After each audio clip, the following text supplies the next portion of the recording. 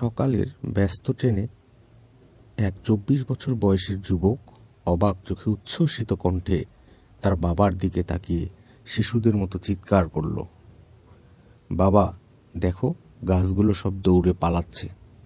বাবা ছেলের দিকে তাকিয়ে হাসলেন। আশপাশের মানুষরা অবাক চোখে বাবা আর ছেলের দিকে তাকিয়ে রইল, যেন সার্কাস দেখছে। ছেলেটি আবার চিৎকার করল, বাবা দেখো, মেঘগুলি আমাদের সাথে সাথে আসছে। পাশে বসা এক চাকরিজীবী অফিসগামী দম্পতি বিরক্তি হয়ে ছেলেটির বাবাকে জিজ্ঞেস করল, আপনি আপনার ছেলেকে একজন ভালো মানসিক ডাক্তারের কাছে কেন নিয়ে যাচ্ছেন না? বাবা মৃদু হেসে বলল, আমি তাকে পৃথিবীর সেরা ডাক্তারের কাছেই নিয়ে গিয়েছি।